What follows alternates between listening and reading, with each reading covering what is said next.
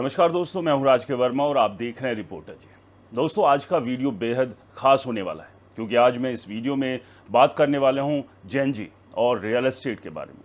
वैसे इस वक्त जेन जी का गुस्सा पेपर लीक मामले में फूटा हुआ है और आप जानते ही हैं कि कॉकरोच पार्टी के संस्थापक अभिषेक दिपके अमेरिका से दिल्ली पहुंच चुके हैं, जहां जंतर मंतर पर युवाओं के साथ शिक्षा मंत्री के इस्तीफे की मांग के साथ प्रोटेस्ट शुरू हो चुका है। लेकिन मैं आपका थोड़ा सा ध्यान जेन जी यानी कॉकरोच से जुड़े एक और मुद्दे पर लाना चाहूंगा।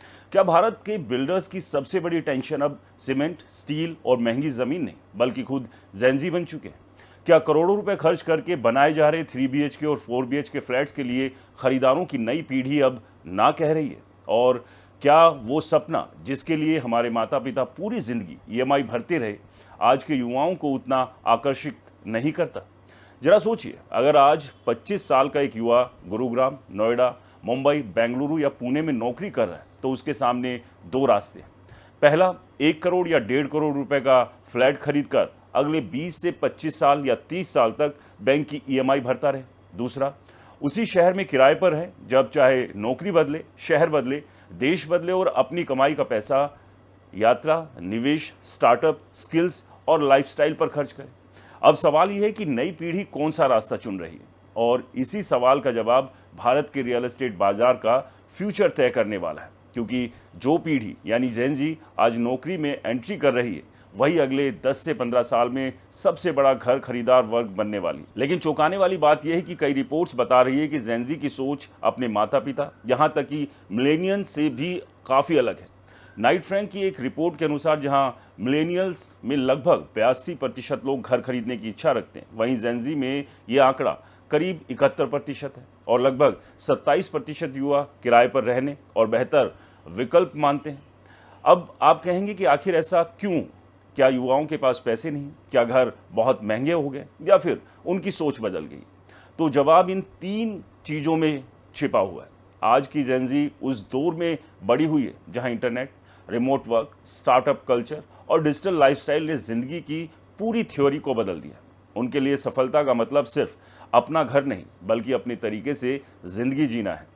डेलॉयट की 2025 की रिपोर्ट बताती है कि जेन जी काम और पर्सनल लाइफ के बीच के बैलेंस को रखने, सीखने के अवसर और पर्सनल डेवलपमेंट को बेहद महत्व देते हैं।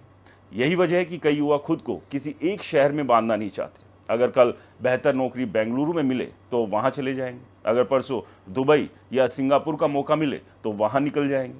ऐसे में 25 साल की उम्र में 30 साल का होम लोन लेना उन्हें जोखिम भरा लगता है। लेकिन दोस्तों, कहानी का दूसरा पहलू भी है। सोशल मीडिया पर अक्सर कहा जाता है कि जेन जी घर खरीदना ही नहीं चाहते। अगर एनरॉक के हवाले से NDTV की एक रिपोर्ट बताती है कि भारत में होम लोन लेने वालों की औसत उम्र 2015 से 2016 में 35 साल थी, जो 2025-26 तक घटकर लगभग 25 साल हो गई। यानी एक तरफ युवा किराए और लचीलापन चाहते हैं, वहीं दूसरी तरफ कई युवा पहले से कम उम्र में घर खरीदने की कोशिश कर रहे हैं। यानी इसका मतलब साफ है, जेन जी घर खरीदने के खिलाफ नहीं है, लेकिन वो पुराने तरीके से घर खरीदने के पक्ष में भी नहीं है। यहीं से बिल्डर्स की असली टेंशन यानी चुनौती शुरू होती। पिछले कई दशकों तक रियल एस्टेट कंपनियां एक ही फॉर्मूला अपनाती रही है, बड़ा फ्लैट, बड़ा क्लब, बड़ा स्विमिंग पूल, बड़ा प्रोजेक्ट। लेकिन जेन जी पूछ रहे हैं कि मुझे इतना बड़ा घर क्यों चाहिए? अगर मैं अकेला हूं या नई शादी हुई है तो क्या 3 BHK वास्तव में ज़रूरी है? मुझे तो ऐसा घर चाहिए जिसमें हाई स्पीड इंटरनेट हो, स्मार्ट लोग हो, ऐप से कंट्रोल होने वाली सुविधाएं हो, को वर्किंग स्पेस हो, जिम हो और मेंटेनेंस कम हो। यानी दूसरे शब्दों में कहें तो जेन जी स्क्वायर फीट नहीं, स्मार्ट लिविंग खरीदना चाहता है। और ये बदलाव केवल भारत में नहीं हो रहा, दुनिया भर में हाउसिंग मार्केट में इसी ट्रेंड को देखा जा रहा है। कई इंटरनेशनल सर्वे बताते हैं कि हाई प्रॉपर्टी कीमतें, बढ़ती ब्याज दरें और नौकरी की अनिश्चितता युवा खरीदारों को सावधान बना रही है।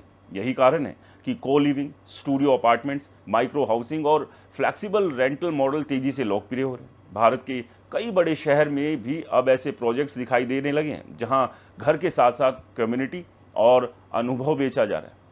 दोस्तों, सबसे दिलचस्प बात यह है कि जेन ज़ी के लिए घर केवल रहने की जगह नहीं बल्कि एक डिजिटल एक्सटेंशन बन चुका है। अगर वर्क फ्रॉम होम करना है, ऑनलाइन बिजनेस चलाना है, कंटेंट बनाना है या फ्रीलांसिंग करनी है तो घर की ज़रूरत भी बदल जाती है। यही वजह है कि कई युवा बड़े ड्राइंग रूम से ज़्यादा तेज इंटरनेट और बेहतर वर्क स्पेस को इंपॉर्टेंस दे रहे हैं। बिल्डर्स अब समझ रहे हैं कि आने वाले सालों में सिर्फ आलीशान टावर बनाकर काम नहीं चलेगा, उन्हें ऐसे घर बनाने होंगे जो नई पीढ़ी की जीवन शैली के अनुरूप हो।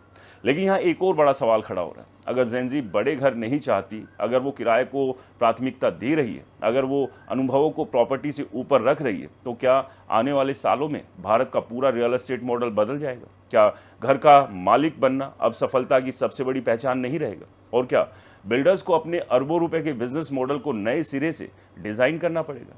यही वो मोड है जहां से ये कहानी और इंटरेस्टिंग हो जाती है, क्योंकि अब बात केवल घर खरीदने या किराए पर रहने की नहीं है, बल्कि पूरी पीढ़ी की बदलती सोच की।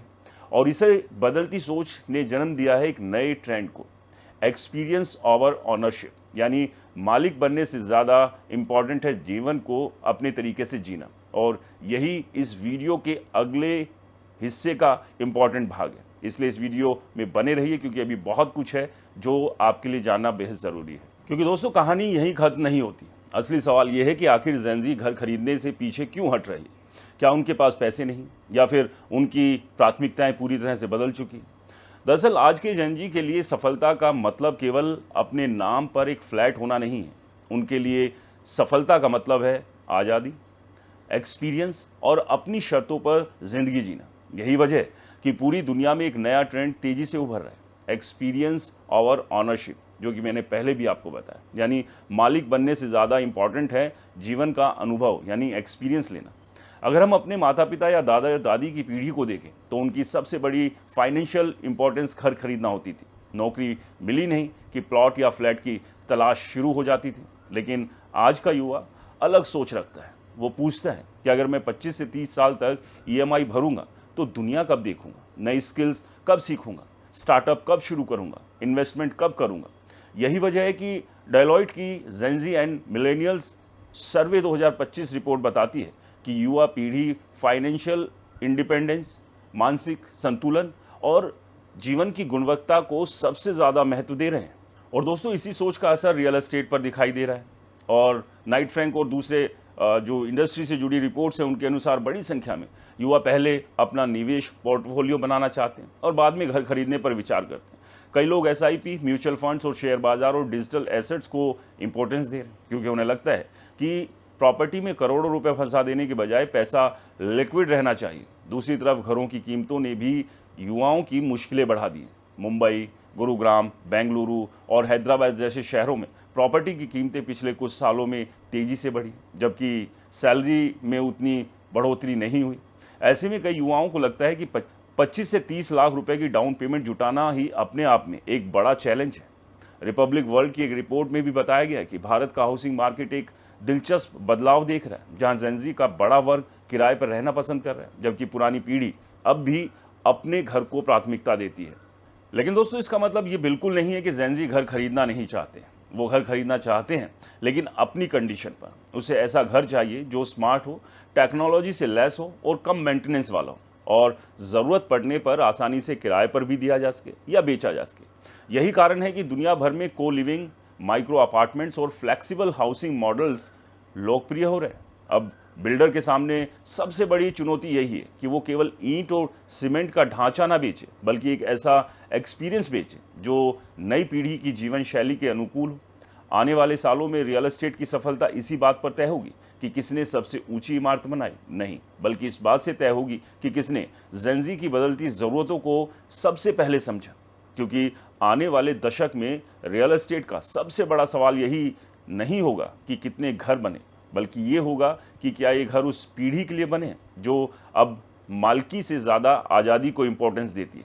और यही बड़ी वजह है कि अब रियल एस्टेट सेक्टर का स्ट्रक्चर भी बदल रहा है। क्योंकि आप समझिए, एक समय के बाद एक पीढ़ी से दूसरी पीढ़ी किसी भी चीज़ को टेक ओवर करती है। यानी जो अभी की जो मौजूदा माता पिता हैं, उनके लिए हो सकता है कि घर एक महत्वपूर्ण एसेट बने, लेकिन जो आने वाली पीढ़ी है, उनके लिए सिर्फ रहने के लिए घर नहीं, उन्हें लाइफ में और भी बहुत कुछ चाहिए, और घर भी ऐसा चाहिए जो उनके हिसाब से हो। तो यही एक वजह है कि जेनजी का झुकाव घर खरीदने की तरफ कम और किराए पर रहने की तरफ ज़्यादा रहा। और इसके कई कारण हैं, जैसे कि मैंने पहले ही बताया कि वो एक बेहतर एक्सपीरियंस चाहते हैं, तो वहीं दूसरी तरफ लगातार प्रॉपर्टी के दाम भी तेज़ी से ऊपर जा रहे हैं, यानी कि उनकी पहुंच से भी घर बहुत दूर होते जा रहे हैं। आप समझिए 1.5, 2, 3 करोड़ के घर लेना किसी के लिए भी आसान नहीं है, और सैलरी उतनी ज़्यादा नहीं है। अगर कोई 2 लाख रुपए महीने सैलरी भी कमा रहा है तो उसके लिए भी घर लेना आज के समय में पॉसिबल नहीं है। और यही वजह है कि जेनजी की सोच बदलती जा रही है, और जिसकी वजह से रियल एस्टेट सेक्टर से जुड़े यानी बिल्डर्स की टेंशन भी बढ़ रही है कि अब उन्हें आने वाले समय में अपनी जो नीति है उनको बदलना पड़ेगा, और घर उसी हिसाब से बनाने पड़ेंगे जो जेनजी की पहुंच में हो और उनके मुताबिक बने होंगे। दोस्तों, इस पूरे मसले पर आपकी क्या राय है? हमें अपना अनुभव ज़रूर बताएं। वीडियो पसंद आए तो इसे लाइक करें, शेयर करें और हमारे चैनल को सब्सक्राइब और फॉलो करना बिल्कुल ना भूलें। नमस्कार, जय हिंद।